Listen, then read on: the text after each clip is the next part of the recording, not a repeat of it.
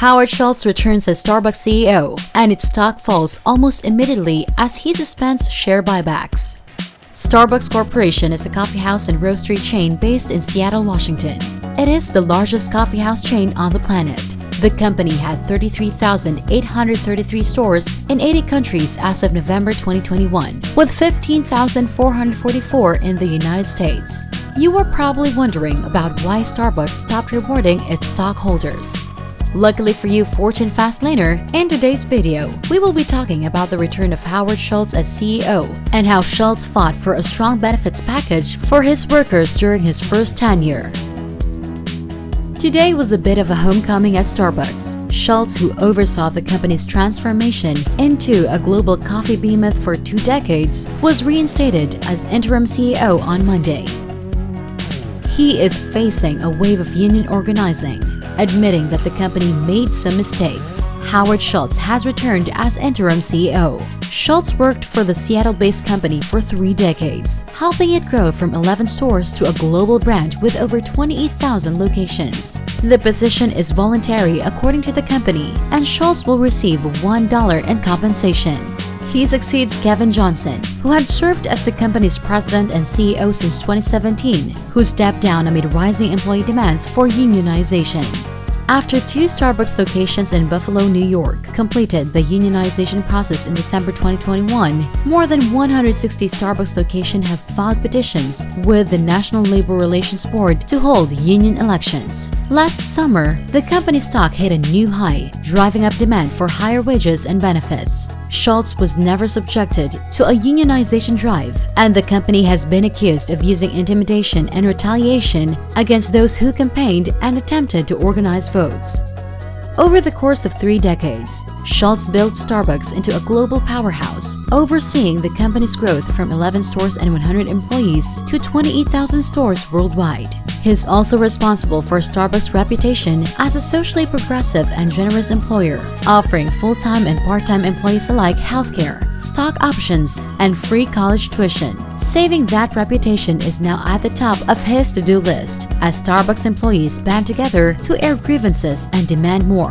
Starbucks stores across the country have been hit by a wave of union organizing that began in Buffalo, New York last year. Nearly 190 stores have signed a petition for union elections, with 10 stores, half in Buffalo and the rest in New York City, Mesa, Arizona, Knoxville, Tennessee, and Seattle, voting to join Workers United.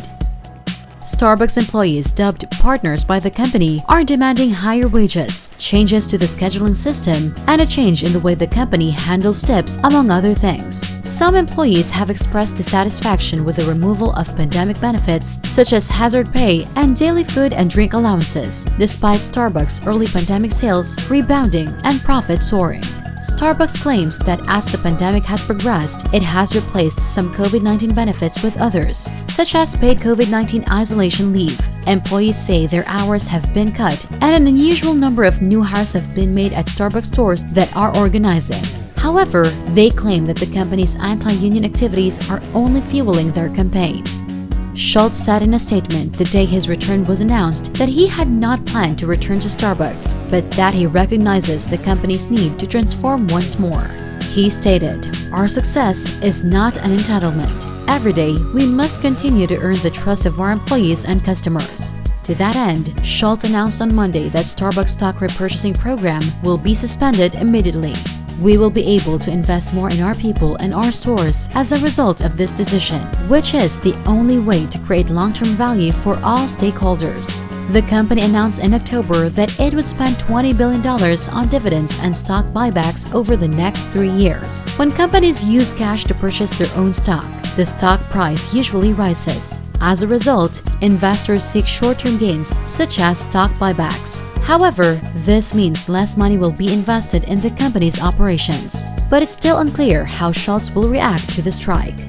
Schultz urged workers to think about everything the company had done and will continue to do to make Starbucks a great place to work, in a speech delivered to Starbucks workers in Buffalo last November, just before union elections there. In an accompanying letter, he wrote, "No partner has ever needed to have a representative seek to obtain things we all have as partners at Starbucks. I'm saddened and concerned to learn that anyone believes that is necessary right now. However, the company has fought the unionization drive on several fronts, from holding mandatory meetings with employees in which they are urged to vote no, to attempting to postpone elections, or vote counts by claiming that all stores in a district or region must vote together. The National Labor Relations Board has already rejected the argument several times. This legal strategy of rehashing the same argument over and over again is a complete waste of time, money, and resources. The investors have urged Schultz to reconsider his long-held anti-union stance, telling him that positive working relationships with labor unions are the norm in many places. They've also warned him that Starbucks' image is at risk. Customers have the option of going somewhere else, and they can easily do so. Those who have followed Schultz over the years believe he has the experience to deal with such a major event. They believe Schultz is largely in his comfort zone. He anticipates that unlike his second stint as CEO, this one will last months, not years, until a new CEO is found. Schultz can take over and do the things that he believes he needs to do, quickly and effectively.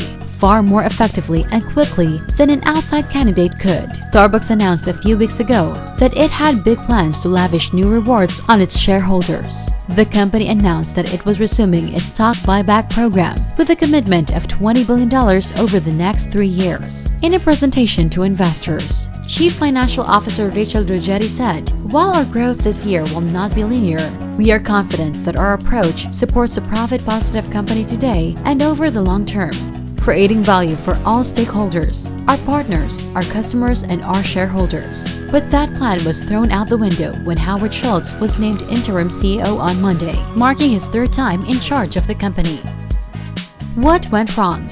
After reaching an all-time high of $882 billion among 500 companies last year, share buybacks are under political scrutiny. Giving cash to investors usually raises stock prices by reducing the number of shares available, but critics argue that the money would be better spent on workers and other investments that can help the economy as a whole. President Joe Biden of the United States proposed new rules last week to curtail the practice. However, a Starbucks spokesperson stated that the decision was not based on the current political climate. Starbucks' agenda and only Starbucks' agenda drove the decision to halt the buyback program. Workers are the other major factor. According to one of our mentors, several Starbucks stores have been unionized against the company's wishes since December. More people are thinking about it. Schultz has attempted to persuade employees not to form unions by emphasizing the importance of a direct and shared relationship with employees. Employees who are fed up with long hours, health risks, and rising costs due to rising inflation now have more power than they did before the pandemic. As companies struggle to hire and retain workers, job openings in the United States reached 11.3 million in February, a near all-time high. Efforts to form unions have gotten a boost as a result of this. Amazon warehouse workers in New York City voted last Friday to form the first U.S. union in the company's 27-year history. Taking it apart, in this environment, management may find it more difficult to justify large share buybacks, and boards like Starbucks may decide that money should be directed to employees instead. Stockholders, after all, had it pretty good during the pandemic. Starbucks stock dropped nearly 3% in pre-market trading on Monday.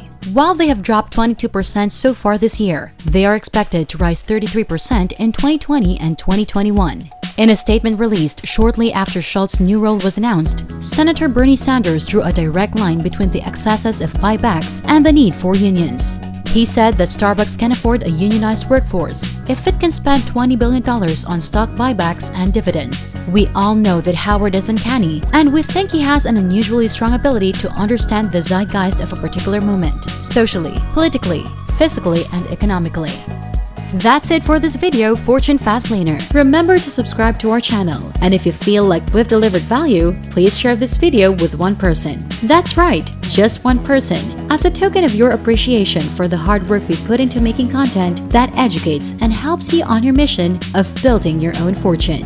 Remember, you can watch video after video, but it isn't until you actually take action that you'll start to see results. See you soon. There's things about leadership and you were all learning, constantly learning, but you don't know when you're going to learn a lesson or who you're going to learn it from. And I usually do not give a formal speech. I have an outline. And so my colleagues, an hour before I go on stage, said, what are you going to talk about? And I showed them a little bit, and they were freaking out.